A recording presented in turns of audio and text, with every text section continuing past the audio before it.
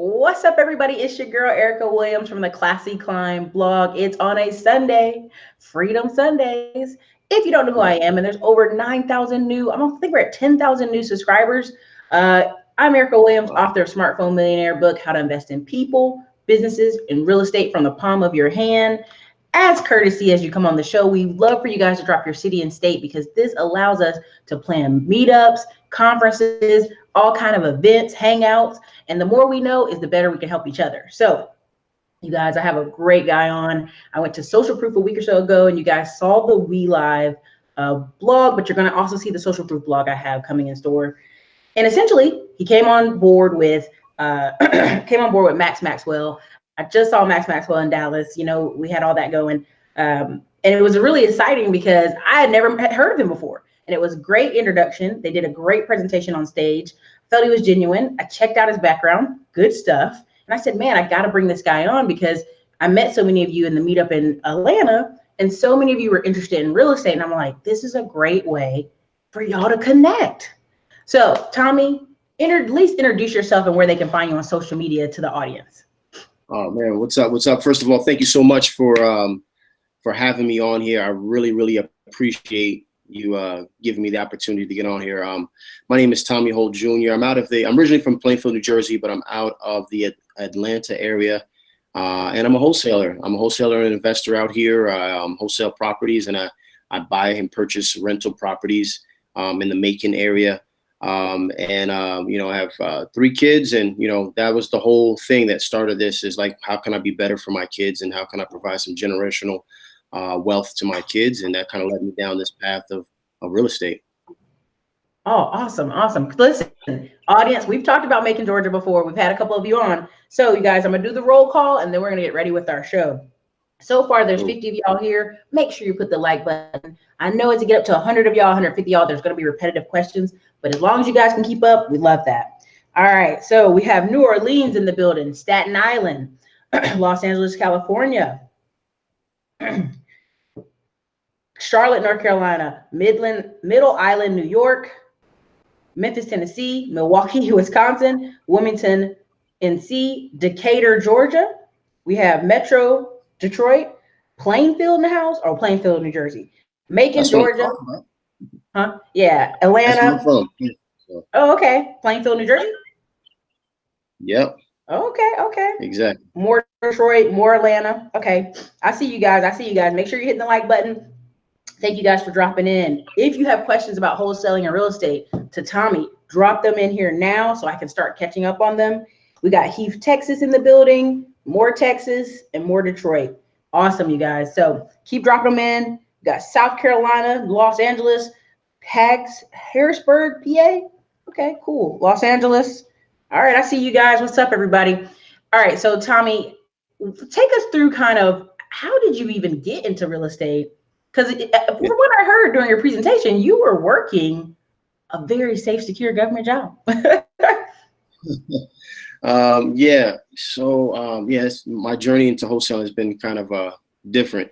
I had done a lot of different things. I was in the military, 2 different services, Army and U.S. Coast Guard. And wow. Eventually, the Coast Guard ended me in Miami, and I was doing a high risk type of job, dealing with terrorism, and I was always gone. 9 months out of the year, I was gone. I became a police officer because I kept on getting complaints from my family that I was going too much. So I became a cop, quote unquote. As far as pay, safe job, right? You're supposed to get paid every 2 weeks. It's a government job. Everybody thinks that it's a safe government job. That's what you hear, right? Everybody go out and get a safe government job because you're going to get paid, right? And I found myself after working hard, very, very dangerous job. I was in SWAT in Miami. So as you can imagine, pretty stressful job. We got called in one time and said, hey, they said, see if your name's on the board on this piece of paper. And my name was on there. And they said, listen, if your name was on there, we regretfully, have to inform you that you're either going to be laid off or the entire department has to consent to a big pay cut. And it wasn't like a small little 5-10% pay cut. It was a large pay cut. It was based off of how much money you made. And when it came down to it for me, it was total of 20. Actually, it was more than, I say 25%, but it's more than 25%. It was just, it was really tough situation because, you know, when you're making that type of money, which we weren't making much, but, you know, we're making $50,000, $60,000 a year as a cop. You take 25%, but we're still living, you know, because I wasn't really financially savvy. So we're living at $50,000, $60,000 a year. So when I lost 25%, it really hurt. It really hurt. Man, so first of all, thank you for your service. My mom served in the Army 26 years. That's how and she ended it in Fayetteville, Fort Bragg, where she started. Then Coast Guard. Okay, that's a real switch right there. Yeah. What made you do the Coast Guard? Oh man, so I was a combat medic and a nurse in the Army, an LPN, right? And Wow. I wanted to get on the helicopters, and I wanted to do the I wanted to do like emergency. I really didn't want to do any of the mundane stuff. I wanted to emergency. So in the Army, you kind of have to have the opportunity to you know, go to a unit with helicopters, and then someone has to kind of retire because that's a really sacred position. There wasn't really a fast track school. And so I went to the Coast Guard. I was either the Coast Guard or the Air Force, and by far the Coast Guard does more real world missions. The guys that you see all the time jumping out of the helicopters into the water, saving people. And so I went to go do that. But when I did that, they went and shut that school down, which was good because it kind of led me down the path of law enforcement and eventually into counterterrorism, which allowed me to give me the skills to be able to get on the SWAT team eventually. So that's kind of how I got to the Coast Guard. Crazy, crazy, crazy journey though. Listen, Tommy, that's a book right there, sir. like I don't know if you know, but that's a book in itself right there. I've had on a lot of military people on the show, and I always tell them there's so many young kids looking for information on these careers and these opportunities and like people's journeys. So yeah, in the future, I'm telling you, if that's a book right there. Duly noted. I will put that up there. So he got combat medic, then nurse, counterterrorism, then SWAT, and then they're going to take 25% of your pay. Now, I can already tell you, most people live paycheck to paycheck. And then on top of that, they have payments, right? They'll get a car based on how much they can make the payments for. They'll get the insurance. They'll get the apartment. So if you take 25% of someone's pay, $50K, that's at least what, 10%? That's a little bit more than 10%, 10,000. It's like that's a big chunk. Yeah, 12 and a half, 15, something like that. So it's definitely was a big blow. But what I had to do is, I mean, obviously I had at the time I was married and had, you know, at the time 2 kids. And living in this beautiful place overlooking the water.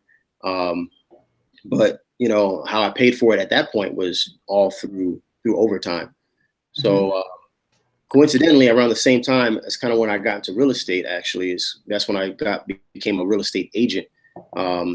This was around 2008 when I first got my license. And so I kind of got into the real estate field while being a cop at the same time.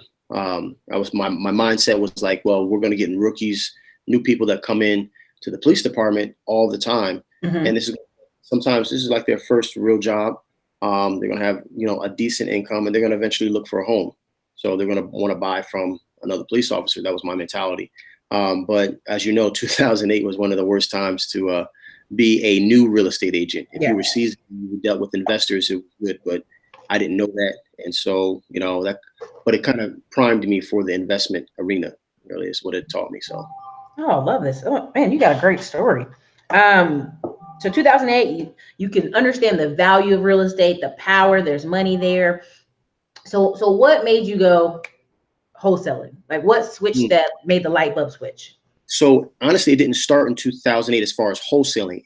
What in 2008, what saw is that you have to, and I hope everybody understands this on this call, is that when you're either going to work for someone and they're going to limit you on what you can pay or what you can make, or you're going to work for yourself and then the sky's the limit. And so what I saw in 2008 was that even though I was a real estate agent, I could go to any agency that I wanted to.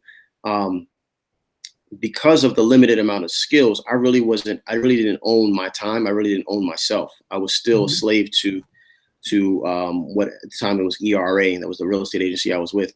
I was a slave to their rules and what they can do and what I couldn't do and how much I could pretty much get paid.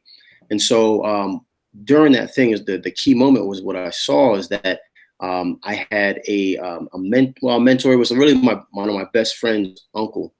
He had been in the game for a long time, and he had seen and this whole thing with the market going up and down many times. And so he worked primarily with investors. So I'm sitting there trying to scratch my head, trying to figure out how do I make some money as a real estate agent. And he's always at the closing table. And so that's what really kind of sparked it, that I said, okay, that's when I realized that investments and being an investor on that side of the table was really where you wanted to be at, because no matter if the market's going up or down, you can still make money. And so that was in 2008 was like the first time that I saw, okay, being an investor versus a real estate agent are two totally different things. Right. A lot of people say, I'm licensed and I'm a real estate agent, but they're not investors and they have no clue what they're doing when it comes to investing as far as real estate is concerned. They just have a license. So 2008 kind of sparked that, and that kind of carried over for a little bit. And I fell out of real estate for a while. I started a couple of different things, did a gym. I'm an entrepreneur, right? So yeah. I'm at heart. So you can't kick me down and stay down for too long. Yeah, eventually I got back into the game. Really, I got back in the game and I tried to do a flip. And Erica, man. Tell us about it. All you guys out there that want to do flips, all y'all watch HGTV. Oh. I know everybody says, I know it's not really like that. Listen, you have no clue how much it's really not like that. Yeah. There's a lot of stuff. You can lose a lot of money really quickly. And I did. I lost, well, for me, it was a lot of money. I lost $10,000 my very first flip. So 10 grand, not 10 grand less than I was going to make. Like I literally was negative $10,000. Yeah. And so watch your trees. Just put that out there, right? Watch your trees. This is a little quick tip. If you decide you want to do flipping, I did not take in consideration some of the trees that are on the property. So I had a tree that was rotting out. It was a very, very large tree. And the insurance company wouldn't insure us unless we had to get rid of the tree. So that was like a $2,000 expense that I didn't expect to cut down a tree. So, but yeah, $10,000 in the hole. And then I had a friend of mine, a fraternity brother of mine, who has over 500 or close to 500 units. So he's very, very knowledgeable in the game. And he's like, man, if you do not get back into this game, like immediately, you're going to talk yourself out of this thing. You'll never do real estate again. So thank God I listened to him and got to my second flip, and I made 19.5 on my second flip. Not as much as I wanted, but still a lot of work. But what I did do is on that second flip, I noticed at the bottom of the HUD statement, if everybody doesn't know what a HUD statement is, it's a federal document that has to, that lists every single penny that is going on in that real estate transaction. It has to be 100% absolutely correct at the end of, when you close. And so at the bottom, I noticed this thing called an assignment fee of this federally mandated document. And I said, well, what is this assignment fee? And they said, oh, this is going to the person that found the property for you. I'm like, well, I was talking directly to the owner. That's who found the property. He's like, no, that's not the owner. That was just a wholesaler. I said, wholesaler? But it's $7,000, right? No, I didn't get it. I didn't use a real estate agent. I was clueless, right? I didn't know what wholesaling was. And so he said, no, that guy that you met, he didn't own the property. He was wholesaling the property to you. And so the owner, I never even saw, never met them before. And so, I did this thing. I wanted to get the house, ended up getting the house. And yeah, that was kind of how I found out about wholesaling. Man, I love it. Wow. So there's a lot there. So old trees, listen, so many horror stories where they either fallen or they got roots wrapped around the pipes. I mean, you name it. Trees are beautiful, but also can be terrible for a property. Very costly. So everybody, there's already 150 of y'all here. What's up? Congratulations coming in today. Thank y'all for answering the questions. I see them. Thank you for the $5 super chat, Ray Chua. I don't want to kill your name. I apologize, but thank you for the support in the show and the $5 super chat. Okay. Let me see some of the questions you guys have. Again, I acknowledge y'all. Hey, what's up? We got more Los Angeles, Vegas, Mississippi, DMV, Indiana, New York City. People are saying thank you for your service, Tommy. We got Columbus, Ohio in here. Ooh, y'all coming in. Okay, Cleveland, Columbus, Ohio, Birmingham, Alabama, Hartford, Connecticut, Chuck Woo. Oh, excuse me. I apologize. Chuck Woo. Thank you, Chuck Woo, for the $5 super chat. Thank you for supporting the channel. All right, I'm gonna ask some of the questions they have in here. Now, I have some questions of my own. What's your thoughts on Okay. Atlanta and Georgia in total? I mean, when I was there, it was just non-stop construction at every corner I saw in Atlanta. Well, the statistics are something like about 100 people are moving to the Atlanta area every single day. Mm-hmm. It's just phenomenal growth. You can tell by if you guys want to kind of see what's going on. Just a little tip: you can go down to the county or whatever or the city, and you can see what their 5-year plan is. You just ask for their 5-year plan. It's public record. You can kind of see what things are going on and what's coming to the city. And so with so many different things that are happening down here, I mean, it's just an amazing, the Super Bowl, as you guys know, was down here.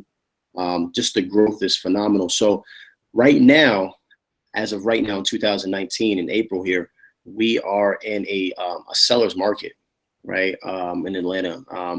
We just don't have as much inventory. We have less supply, and demand is high, right? So it's the quintessential supply and demand matrix. And so right now, if you can get something halfway decent, you can really move this property, those properties. So the market here is a tough market. If you know how to look and know how to find these sellers, you can make a lot of money here. For sure, man. I drove through Vice City via Uber driver like a couple different times where I was trying to go. And I was like, I've never seen flipping where they're flipping inside the street, but not the first 2 houses that start the street, right? So it's kind of like as you see gentrification, usually they're starting on the front streets, but they were starting in the middle. Like they were working the street inside out. I was like, this is crazy how much is going on here. Now, Macon, Georgia, the reason I even brought it up earlier is I was telling people on the channel, people kept saying, Erica, we can't find homes for under $50,000. We can't find homes for under $60,000. So we just started naming off city after city after city. We did realtor.com. We just showed a lot of different ways. There are plenty of cities out there with great price points for investors. And so what made you choose Macon? So when I first started wholesaling, I started in Macon. And for a couple different reasons. One of those reasons is exactly what you were talking about. The other reason was when I first started, I was kind of intimidated about Atlanta. So I wanted to go somewhere else where there wasn't as many wholesalers and so much competition. But I personally love buying in Macon because I'm not doing this as a wholesaler. You have to keep wholesaling in order to make money, right? So I'm only as good as my last wholesale deal. But when you own rental property, as long as you maintain that rental property and you buy at the right price, because all the money is made off the purchase, not the sale. So when you buy at the correct price, then you and property management and all these things in place, you can continually eat. Not only can you eat, but when I pass on, my kids can continually eat and their kids with that property. So when I saw Macon, I'm what I call an ROI investor. Some people like to see a big dollar figure in their bank account when they do their investment, and that's cool. That's cool if what you're spending is a small amount, right? That's everybody wants. But a lot of people want to see is like, I'm making $1,200, $1,500, $1,800 on my rental. But between your mortgage, taxes, and insurance, your property management and maintenance, you're only bringing in $200 a month, or you're only bringing $150 a month, right? Because they're waiting on, they're just not the same type of investor. So I'd rather purchase something, own it. All my properties, I have 5 of them. I have no mortgages on them. Actually, 3 of them are already for my kids. So instead of spending a whole bunch of money and putting it into things that I just don't really feel are right, I buy houses for them. Right. And so they will have rental income and they'll be able to HELOC some of those things, but we can talk about later on how to do that. And then equity strip those to purchase other properties in the future. And so I decided to go into Macon because my first rental property that I bought for $11,000, right? With a tenant already. He was paying $500 a month in rent when I bought it at $6,000 a year gross. In less than 2 years, gross, I've already made my money back. So my return on investment is just sick. So that's why I choose to buy in there. That's amazing. Listen, you guys, There's so many gems drops. Drop a 1 in the comments if you hear these gems. Now I'm gonna back it up. He said you can go downtown and get the 5-year plan. It's public record. This is real stuff, you guys. You want to know what's coming to your city, coming to your town? Start there. Again, everybody doesn't have time to go to city council meetings, but you have to know, like, there's also something we tell people to do, go on the city website and look at the economic opportunities. Like usually websites have one tab that'll say economic opportunities, and it'll be talking about different incentives they bring to the city. These are really important. So I'm glad y'all picking those up, but drop a 1 in the comments because I know y'all hear those jewels. Now, you also said Macon. You just said that got a property for $11,000, renting it for $500. Now, people in the north sometimes, or people in other cities go, $500? But what they didn't hear, what you just said, is the property was $11,000. You've already made your money back in 2 years. I have a video I haven't released it, you guys. I'll release it later this week, but I talk about a lot of times people say, well, you know, I don't want to own a home. And I'm like, you're making countless landlords rich. I see people, they'll stay in a property 8-10 years. That house has been paid off, you know, depending on the area they live in. So I love that part. I love that you put it in the custodial, you know, you're basically, you know, putting the properties in a trust for your children. I like that. That's good stuff. Yeah, absolutely. Okay, let me see. Yeah. So I know your question. Can I see the chat too? Is this little chat button? This is my first time. It might not let you do it on there because it probably won't let you see it on there. But if you have, that's why I said always pull it up on your phone. But yeah, here's some questions. I'll drop up some questions, you guys. I heard you. Someone said, 1, how do they get started? No money, not a lot of money. Yeah. Right. How do they get started? So that's exactly why I chose wholesaling. That's exactly why I teach wholesaling too, is because I know growing up in Plainfield, New Jersey, whoever is here from Plainfield, New Jersey can kind of co-sign on this. It's not a very, it's now evolved into a nicer city. Back when I'm 38 years old. So when I went to high school there, it wasn't as, it was not a very affluent area. And nobody was coming to my high school to teach me these things. Nobody was going to teach me about financial literacy. Nobody was going to teach me how to invest and how to use a HELOC and what's a 1031 exchange and how can a normal person take an FHA 203K and get into a property and then upgrade over the course of the years and have the property paid. No one was teaching me these things. And so, you know, getting into it with no money down was just like this myth thing. Like I used to watch, I'm kind of dating myself, but you know, Carlton Sheets, right? It's Carlton Sheets used to have these things that I was old enough to remember, like the infomercials. It would come on like 3 o'clock in the morning and it would say, get houses for pennies on the dollar, no money down, all these things. And I thought this was just a joke. And my father actually bought one of those things. And I was like, it was just so vague, right? So asking that question is important. Here's what you have to do. First, you have to understand what wholesaling really is, right? Wholesaling is not actually purchasing the property 9 times out of 10, unless you're doing a double close, which let's just put that to the side for right now. Wholesaling is controlling a property. It's not actually purchasing it. It's actually controlling it. So let's say Erica here has a property that she needs to get rid of immediately for whatever reason. Be it she's about to go through a tax foreclosure or a tax link. She's about to get her taxes. I'm sorry, she didn't pay her taxes, and the taxes are getting ready to get sold on the courthouse steps. She's in pre-foreclosure. If she needs to sell it for medical reasons, maybe she gets a job and has to move away. And now she's responsible for 2 mortgage payments. So many different reasons why she might need to do this, right?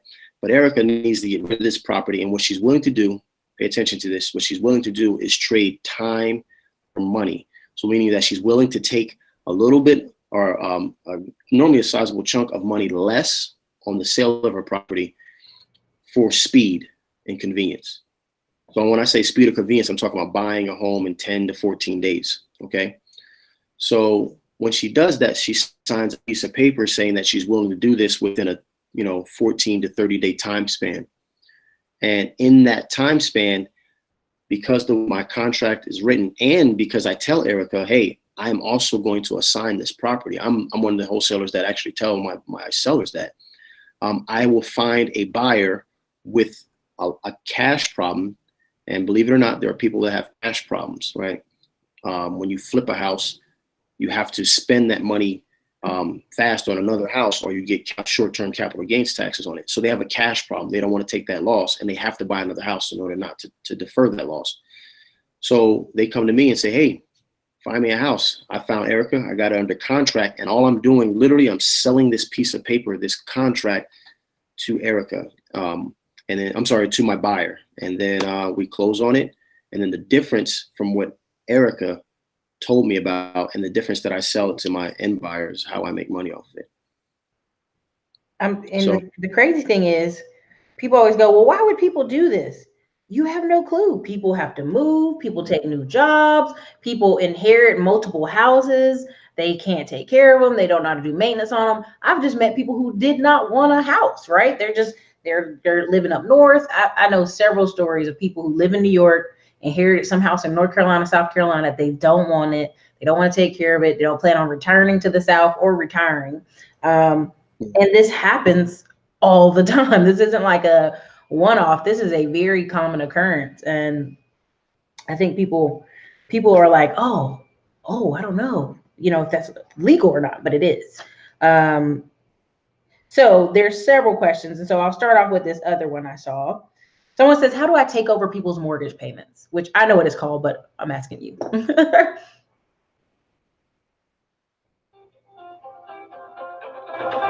Oh, Tommy, did we lose you?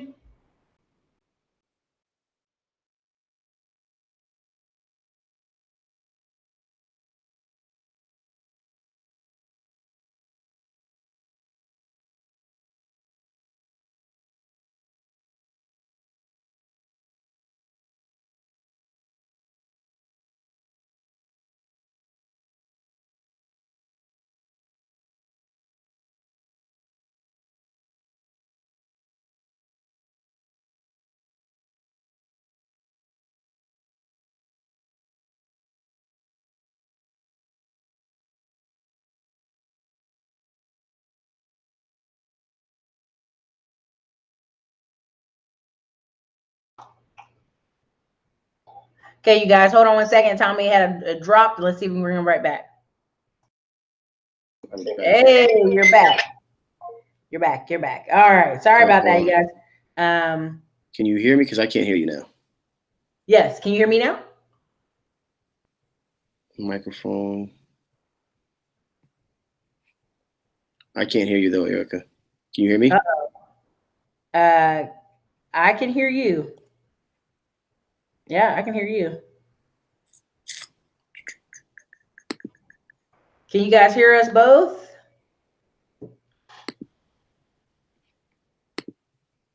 I don't know. I can't hear. I don't have any volume on my end. Okay, well, turn your mic off. Hold on, I'll text you.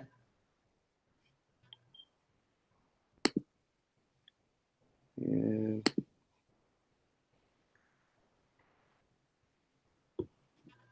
Hold on. I'm gonna try to log out and come back in. Yeah, do that. I don't know. Do that. Okay. Okay, you guys. So we're just trying to work the kinks out.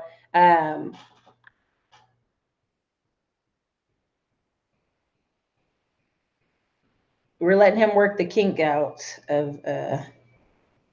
We had some spam on the show here. I blocked it. Okay, can you hear us? All right. All right, so we're gonna let Tommy come back. Essentially, I see you guys' questions in here. And thank you, Greek Surgeon, and the other people who are. Thank you, everybody who's in here, who are in here, dropping his link for his course. Hello. Yes. No. Oh man, I don't know what is up. It must be a setting or something, because it sounds like you can hear me. It looks like you can hear me, right? Mm-hmm. But I can't hear anything you're saying. My volume's all the way up. Back it out. Let me see. Default microphone, default speakers. Hold on. Sorry. Hang up. Hang up. Change the audio settings. Temporary. Trying to work on this thing here.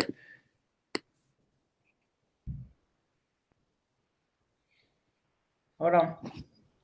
I'm gonna call you, Erica. Maybe we can finish this up here while I can hear you on the phone here. Hey, what's up? Where you put my headset in? All right. We're gonna work this thing out one way or another. I know, because we're gonna have feedback in a second. Hold on, let me text you the question. Okay.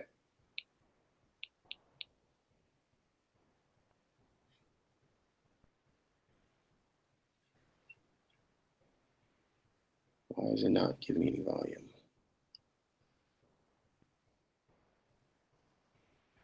So one of the questions I have for him is how to find buyers. So how to find buyers. This is going to be an unorthodox way of doing this little thing, but it's cool. So how to find buyers is pretty simple. And so one of the things that I like to do, because I started with really like a small amount of money, I needed to come up with ingenious ways or just practical ways to find buyers. So here's two. I'll give you 3 different ways you can find buyers. Number one, pretty much every place has tax foreclosures or pre-foreclosures, right? So here in Georgia, specifically, every first Tuesday of the month, we have our tax sale. Excuse me. So on our tax sale, you go down to there, and they literally are on the courthouse steps, bidding off of taxes. And so when you see that, they're raising their hand, and they are obviously cash buyers. Why? Because you can't bid or win and then walk away and go get financing. Okay, you have to have that cash, and you have to pay that money with the cashier's check by 1 p.m. So they actually have to have the cash. Those are some of the people that you need to contact. So basically, I'll just walk up to them, I'll either hand them a card, and I always try to get their phone number and email address. Guys, don't just get email. Try to get phone number, because when we text over properties, we text them. I mean, when we send over properties, we send them via text because people open up their text messages 97% more than they do their emails. So I want them to see it. So that's one thing. Other way is, believe it or not, you can just go through, there's an app called Meetup. Most of you probably know it, MEETUP. And you go through Meetup, and through Meetup, you just type in your area or your city, RIA, right? So we'll do the RIA, and once you go to a RIA, which is a real estate investment association, you can go ahead and speak with people there and then find cash buyers there. And then the third way is really a way that I was like, man, I don't know why I didn't think about this in the beginning. Really simple, really simple. If you go on Zillow, right, and you click on a tab that allows you to see that it's like little dots, little colored dots. You click on that tab and allow you to look for houses that are for sale, that have sold, or recently sold, and then they have a thing called rentals, right? So just only click on the rentals. Guess what? If they're listing a rental, they want to be found, right? And if you have a rental, that means you're not living in the property. You are what? An investor. Whether or not that property was willed to you, or whether or not you purchased that property with the intent to invest in it, doesn't really matter. You are an investor. So now you have a phone number. You don't even have to Skiptrace them, right? They're right there. They're going to have their information at the bottom. You just call them up and say, hey, my name is Tommy Holt, and I find properties like the one that you're renting all the time. I'd like to know if I could add you to my buyers list. And we find houses that, like I said, like this all the time with good returns. And I just wanted to see if we could sell you some properties. Most people will say yes, right? Just because they want to be in the know of when's the next good property. So you want me to just go right through the questions here? Yep. Just write down the list. Okay. I'll try to keep them somewhat sweet because I like to talk. What documents do you use? I'm assuming you're talking about contracts. So we have a purchase and sales agreement contract. Key thing with the purchase and sales agreement contract, you have to have the right contract, or you won't be able to assign that your rights over. It's called equitable rights. Equitable rights is what is the money that you have a right to if you perform on that contract. Those are assignable for a fee. Okay, that fee is determined by you and how much the property is worth. So having a PSA, a properly written purchase and sales agreement, is one of those. Then I also use JV contracts or joint venture contracts. If I want to join, let's say Erica has I have a house, but I have the contract with the seller, but Erica has the contract with the buyer. We will sign a JV agreement saying, delineating what the split will be. So we're both protected. And then the last one is the assignment contract. That assignment contract allows me to assign that contract to someone who wants to purchase it. So those are the ones that I mostly use. And then there's other ones for subject tos and those type of things, but it's a whole nother course there. How do you get over fear? Oh man, that's a good one. I can tell that through a quick story. The last day of SWAT school, right? The last day of SWAT school, like literally one of the hardest schools I've ever been to in my life. We have people from all over the world that come to that school, literally all over the world, because it's a very prestigious school to go through the Miami SWAT school. The second, or some people say the first oldest, or some say arguably the second oldest SWAT team in the country. So they have a lot of, so very difficult to get into. On the last day, they have an exercise where you have to stand on this tower, and you're probably about 8 stories up, and you have to, right? There's no rope or anything. You literally stand there, and you can kind of look out and see the city of Miami and the birds flying by, and you're standing higher than the trees. You have to stand with your toes on there, and you walk off, and you just kind of walk and then fall backwards. And there's an airbag at the bottom of that. Of the bottom of the building, but you're 8 stories up, right? And it hurts when you hit that airbag. And if you fall wrong and you rotate too much, you can kill yourself. And so the point I'm telling you this is because it's so important that the SWAT team understands that you have to face fear head on, that if you don't do this, you can do everything right through the whole entire SWAT school. And if you don't pass this one test, that's it. It's on the last day of school. All that will be for nothing. And so you have to just take that step and fall back and let gravity do the rest. So when it comes to overcoming fear, you just need to first focus on taking that step, the first step. And then I promise you, once you do that, you're going to have more questions, and it's okay, but you'll get those questions answered, and then you'll take another step. Okay. And that's kind of how the process starts. You just have to go for it and start off with something small as a step. Start off as something like this phone call. This Google Hangout is a very good first step, because some of your fears are going to get pushed aside by a little more understanding. How to find sellers. How to find sellers. There's so many different ways to find sellers. Right now, we're spending a lot of money on Facebook marketing, because that's where we kind of evolved to. But in the beginning, it was Bandit Signs. If you guys don't know what Bandit Signs are, those signs you see kind of on the side of the road, look like garage sale signs or something like that, but they're saying we buy houses cash. We'll do some of those. We've done some of those. We made some good money off of those. Also, driving for dollars is one of my favorites. I've said it time and time again, about for every 100 abandoned properties that I find, once I Skiptrace them and call them, go through the negotiation process, send out offers, I'll get 2 to 3 deals. Now, for my market, 2 to 3 deals is each deal is roughly about, on average, $7,000 to $12,000. So let's just say, call it like almost $10,000. So you're looking at $20,000 to $30,000 for every 100 abandoned properties that you find, Skiptrace, and call and make offers on. So you can just do the math. It's not hard to replicate that, right? So that was in the beginning. That's one of the ways that I found sellers. Those 2 ways. And there's so many different ways, but a lot of them are very intricate. Probably would take half this call just to understand. What apps do I use? Right now, I started off using Landglide. I use Zillow a lot. I'm also a real estate agent here, so I can pull comps from there. But Zillow, now mostly Deal Machine. Deal Machine is an app where you can basically see who owns the property, but more importantly, you can take a photo of the property and it'll send that photo into like a postcard format, and then you can actually hit send, and it'll send that person a physical postcard with the picture of their property on there, so it gets their attention.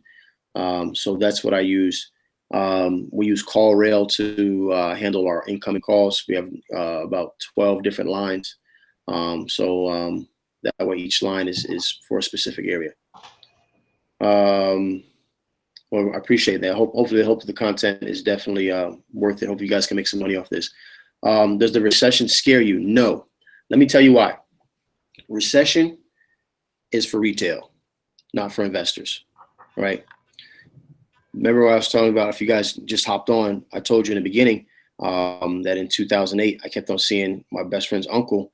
He's in there all the time making closing deals, right? Because recession is for retail, not for investors. So if you're uneducated in this area or in this arena, you're already buying too high. Like you just are. You're paying retail, and there's no reason to pay retail once you understand this and see how easy it is to find properties.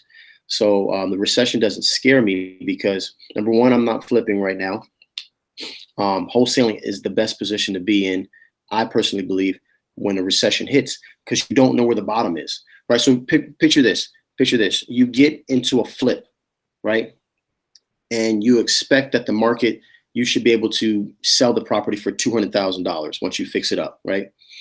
And then the recession hits, and now, just like 2008, if you guys remember, that same $200,000 house is now going for 130, right? And you didn't expect that. So, but now it's a very real thing. The market is what the market is. You can't, what are you going to do? You can't be mad at the market. The market is the market. So if the market says the house is only worth 130 and you thought it was, when you started the flip, it was going to be worth 200 and now it just lost $70,000. Guess what? Guess who really lost that? You did. But as a wholesaler, since I'm not actually purchasing the property, I can wholesale on the way down because I don't know where the bottom is, right? I don't know where the bottom is. So and in wholesaling, I don't need to know where the bottom is. Plus, wholesaling, we're going to have, when the market's low, we're going to have more supply. So that's pretty good. How long does it take to skip trace 100 properties? It depends. If you are skip tracing 100 properties by hand, that might take, you're probably talking about 3 hours, maybe, so around that time frame, to do a good skip trace on them. Now you can just put stuff in there and just take the first one that comes to you, but you're probably going to have a lot of ones that are not correct. But the good thing is they have something called batch skip tracing. So that's what I do. I actually just had a skip trace. I was just in LA, and I paid for a list. 6,000 or so people were on that list, and I got it back in a day. So I didn't do it. I just paid for people to do it, and there's services out there that'll do it. Found a house, owner is deceased with no will. What is the next step? So most places, most states, that's going to have to go through probate. We're dealing with one right now, but it's worth it because we're going to make $40,000 off of a house we never owned. Very similar thing, house, I think this one, the cousin or the nephew, it's the nephew. The nephew's getting phone calls. He just wants to get rid of it for $40,000.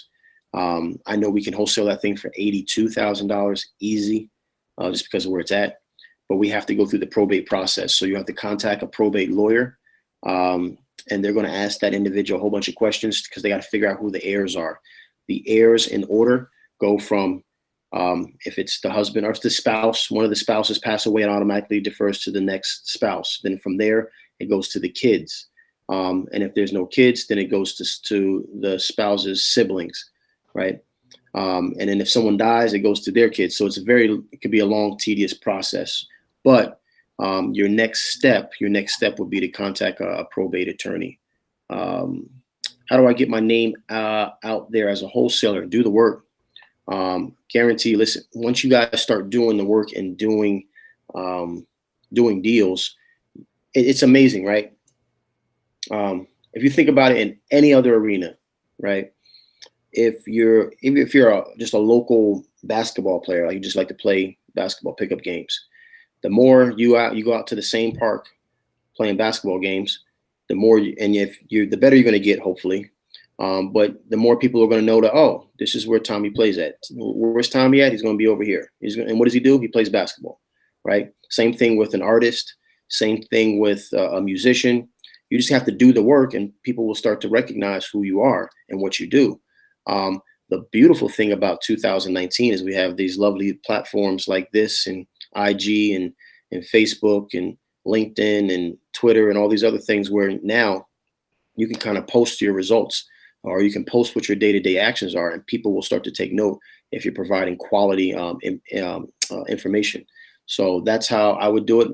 First thing is learn the game and actually go out there and do it, and then show people what you're doing. How do I pick an area to drive for dollars? Very good question. So what you can do is, if you want to, if you're on your phone, don't log off of this, but if you're on your phone, you can kind of follow along. If you open up the Zillow app, if everybody has Zillow, if you're on your computer watching this, or if you're on, if you want to open up your phone, you can kind of do this. Here's a little tip, right? Most of America's banks, okay, will not loan on a mortgage for less than $50,000. It's just not enough. It's not enough money for them to make, less than $50,000.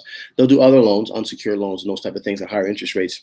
But for a mortgage, they really don't want to, take the risk for less than $50,000. So what I do is I will go to cities. Now, this might not work in, like I was just in LA. This might not work in Los Angeles, where the prices are skyrocketing, right? Or Boston, or New York City, or San Francisco, or something like that, right? But a city like here in Atlanta, I can go in there and I will take the tab there. I will say I want to see properties from $0 up to $50,000. Okay, so $0 to $50,000. Why? Because if I see dots, yellow dots, I know that in the United States, the average person doesn't have more than $1,000 saved up. Okay, so the average person doesn't have more than $1,000 saved up, which means if I'm seeing a whole bunch of yellow dots in a certain area, those are investors that are probably purchasing those properties. Okay, so you'll start to see like a little clump. Let me see if I can do it on my phone real quick. So I like to show these things in real time so you guys can see it. All right, I'm just going to put Atlanta. All right. So all I'm doing is putting Atlanta, right? That's bringing up all the properties there. And now I'm going to go ahead right now. That second tab that's blue right there, it's asking me for how much money do I want to search for. Right now it's set at 10 million. All right. I'm going to take this thing all the way down to $50,000 or less. Okay. Hopefully you guys can see that. Hopefully it clears up. So $50,000 or less. Okay. And hit done. Now I still have a lot of results here, but you guys can see here, you can see where the clusters are, right? You guys see that, right? There's an area up here. There's an area up here at the top called Buckhead, right? Buckhead is a very affluent area. So you're not going to see a lot of hits there. But when I look here, let me change a couple of things here because I want to make sure last sold in 6 months. Really want. I'm sorry, 12 months. So what I did here is basically kind of narrow down within the city of Atlanta, where do I probably want to start looking at. So obviously I see a lot of activity down here, some over here. I know for sure there's some in there as well. So now that you kind of know, okay, that's the general area, all you literally have to do is pick one of those houses, like this one right here, 1110 Oak Knoll Trail. It sold for, I don't know if you guys can see that, it sold for $9,000, right? So the house sold for $9,000. So I'm going to put that address into my GPS and I'm going to drive to that neighborhood. Now that house is already sold, right? But I know that people kind of stick to the same areas, right? So if that particular person had problems and had to sell that property for $9,000, someone else in that particular neighborhood probably has very similar problems and need to sell their house at a discounted rate as well. So that's a really good way of being able to do that. Okay, go over the benefits of the course. Okay, cool. So, I have, again, like I said, I really wanted people to come to my school when I was younger and be able to show some of these things, right? I don't know if you've kind of had the same experience, Erica, but there's a lot of times now that I travel and I speak at schools and I travel across the country doing this thing, I see some of the other schools, they get the opportunity to get exposed to these things. In areas where I grew up at, we just didn't. So we didn't know they existed. So I unfortunately was taken advantage of by purchasing courses that promised but didn't deliver. And so after doing this over and over again, spending thousands of dollars on courses, I realized, I was like, once I learn this thing, I need to be able to give this information out to people in a way that's number one, affordable, but really just give them real information that they can actually use with no upsell, right? No hidden thing in the agenda, no hidden agenda. No, you're only gonna get a part of the information, and you're gonna need to spend more to get it, right? So I created this thing called E2E Wholesaling Edition, and the E stands for employee to entrepreneur, because it's really a journey, right? So wholesaling is just a vehicle to becoming a better entrepreneur, but there's many vehicles, but you're going to learn so many different things on how to become a better entrepreneur in general through this experience. The E2E program has 25 video modules, and each one of those modules has a homework assignment. So here's what happened. Is I got into this other course, and I said, I want to learn wholesaling. They promised me wholesaling. No wholesaling, except for they just told me that I could do it, right? And so once I started, doing things, started realizing, man, I need to know, let's just say, how to find a contract. So then I find a contract, but then I don't know how to explain it, right? So when I thought about this process, I was like, okay, I don't need to just teach people what to do. I need to show them, and then actually, just like in school, give them homework so they can actually do it. And then when you do the homework in school, right, what happens? The more homework you do, the better grades you get on the test. Well, my homework is very similar, except for when you do the homework, it walks you to a deal. Okay. So the course has 25 video modules with homework. And so those homework assignments are crucial, because there's some exercises in there that are going to literally help you find homes if you do the homework. Now, if you just watch the videos, then you don't. Then you also get access to our private Facebook group. We have people in there that'll ask questions. That's where you can access past classes or our past Sunday or Wednesday coaching calls, which we're going to talk about here in a minute. But our community is there. You can trade deals. You can JV with different people. And it's a really, really good, helpful community. So the last thing I think is one of the coolest things. Now, this is what I believe that no other course is really doing, especially at this price point. So what we do is every Sunday and Wednesday, so tonight, every Sunday and Wednesday, we do live Q&A coaching calls.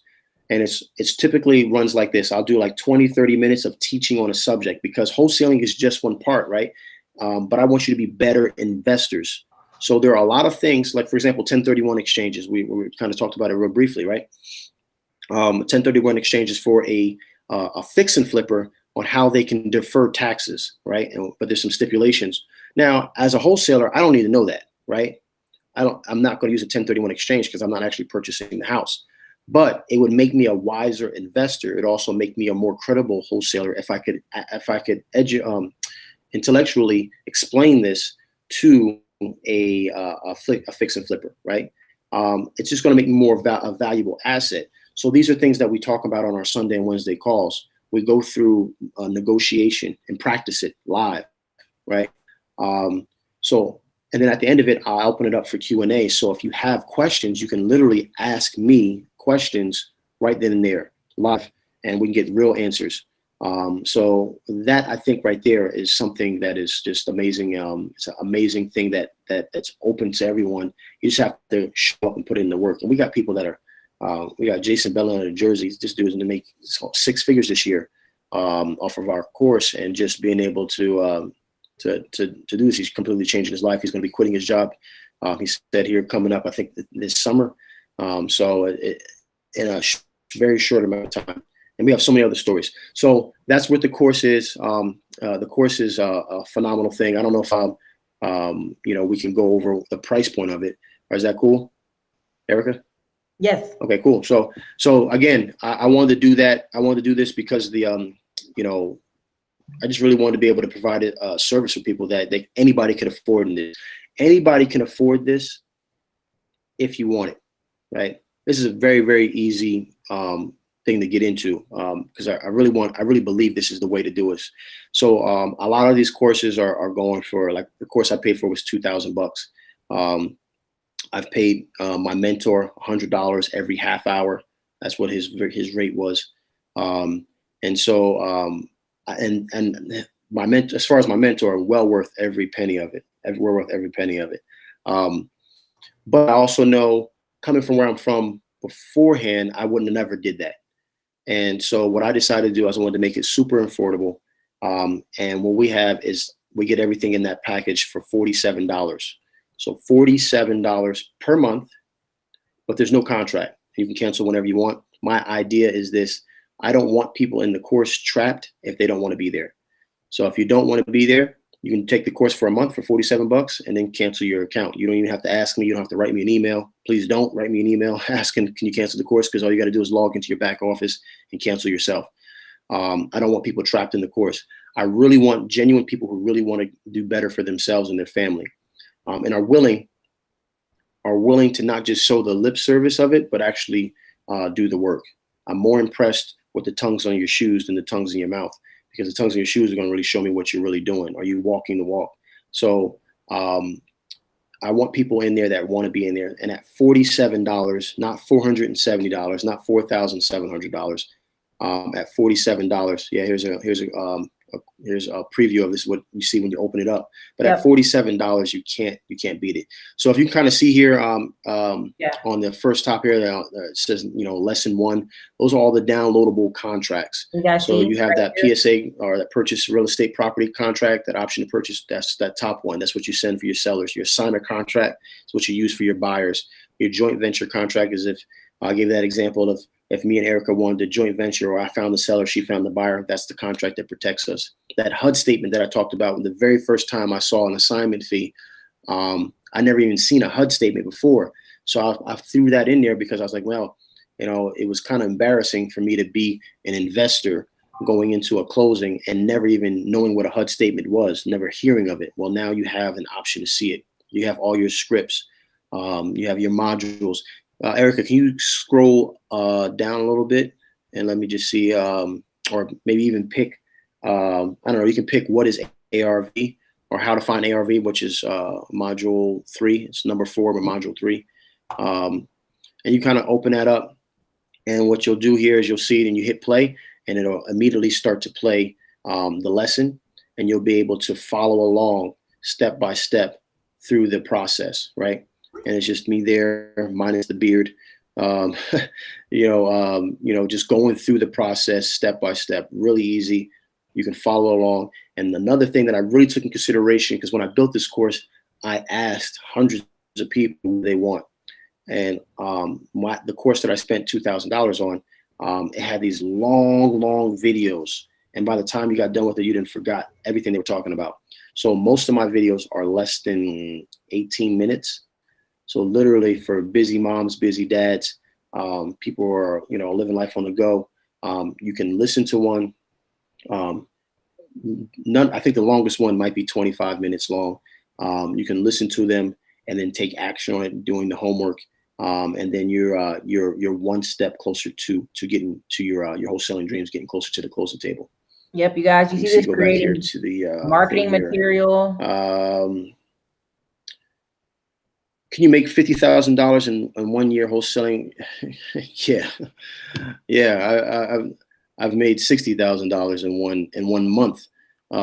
So making $50,000 a year, that's if you ain't working. That's simple. That's not hard to do. Even at a lower price point, even if you're talking about $5,000 per wholesaling fee, it's only 10 deals a year. Like that's crazy easy. The full-time job thing. Let me touch on that real quick. And I always like to preface some of this stuff because sometimes I'm very direct, right? It's my background, right? So you just got to forgive me on this. So trust me, I say this all out of love. But the full-time job thing is an excuse. I don't care what type of full job time job you have, right? And I always do this, and this is a mind thing that I used to do. So you got to remember, I used to do some very dangerous stuff, right? And so I had to think differently to coax myself to do these things, right? You get ready to take over a boat and jump out of a helicopter with some terrorists on it. You have to think, okay, why am I doing this? And you have to kind of trick yourself into doing these things. And one of these things that I used to do, I actually talk about, I think, in the course, is I used to pretend like my loved one, my daughter, was sitting in this ring of fire, and this fire was getting closer and closer and closer to her. And the only person in the entire world that could save her was me. Right? And if I didn't jump out of this helicopter, if I didn't take over this boat with my team, then that fire was going to consume her. And so I take that same mentality and I apply it to business. And you don't see that ring of fire because you're comfortable with the lifestyle that you might have, right? Your full-time job is paying your bills, and it's providing, right? But that ring of fire is still there. There are things that fire is consuming. Those are dreams that fire is consuming. And if you don't rescue that family member or yourself or your dreams, that fire eventually is going to eat it up.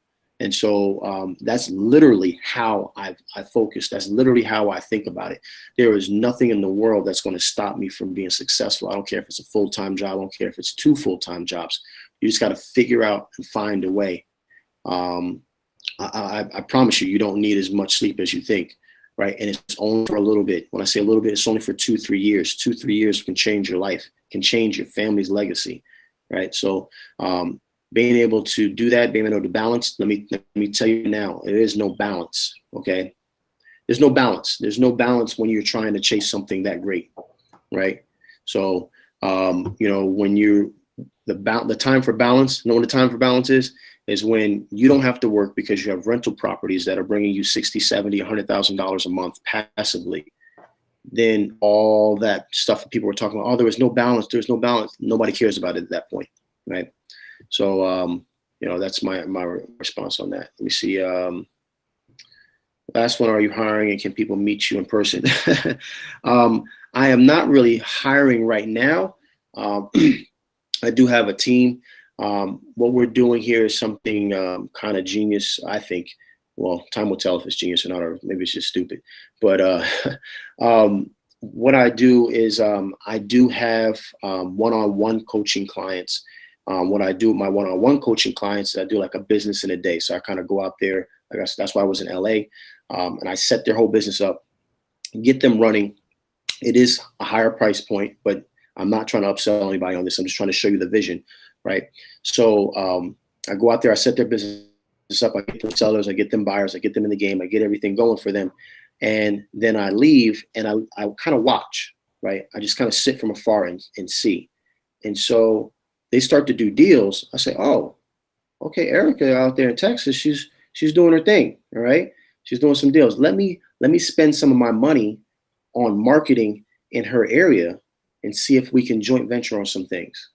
So I don't really hire traditionally like that. I kind of see if people are serious about the game. And if they're serious about it, they'll contact me and say, hey, I'm interested in some of the one-on-ones.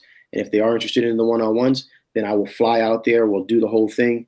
And then I'll sit back and watch again to see if you take what you learned seriously. Because I literally just gave you the business. I just literally handed you everything you need to work. You just got to do it now.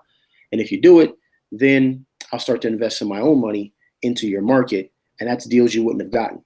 So that's really the only way I do it right now.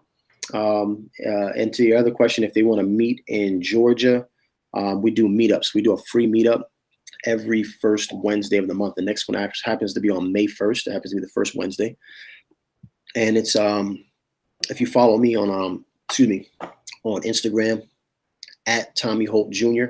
It's at TommyHoltJr. We normally make those announcements, but it's a really good time. We do we call a meetup and game night. It's kind of cool.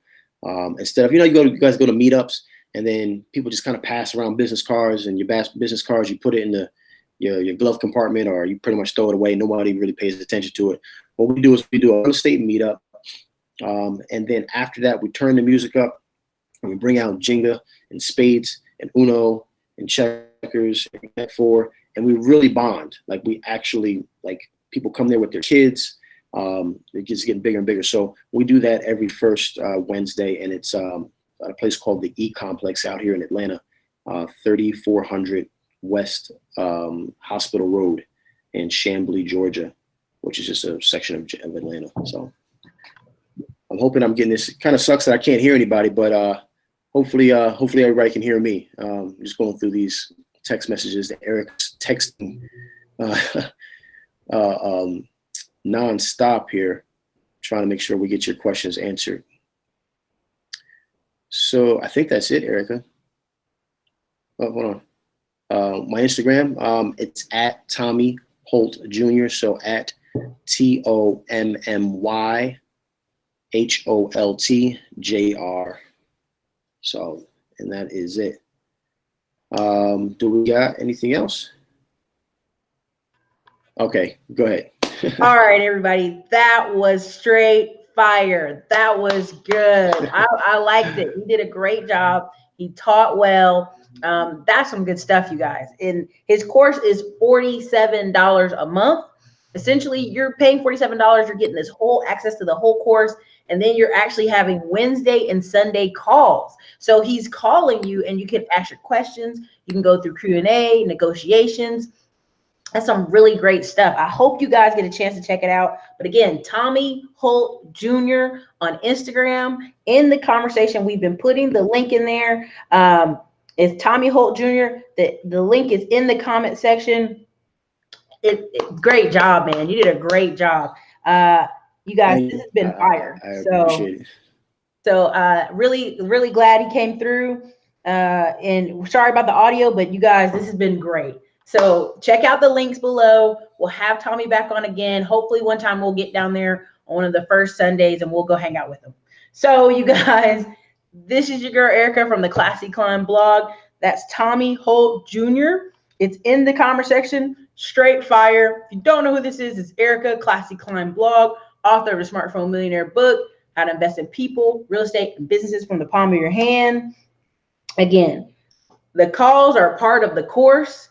Sundays and Wednesdays does calls, answer questions, negotiations, $47 a month, y'all. You can't beat that. And you get $1 off if you put in the code Classy Climb. So anybody who's clicking Tommy's link right now, put in Classy Climb in the one word, no space, in there. He will hear it. You guys, thank you so much for being here today. I'm going to give Tommy a call after we hang up here. But good. Again, you guys, click the links below. Rewatch this later. Classy Climb is the code. Alrighty, guys. Have a good day.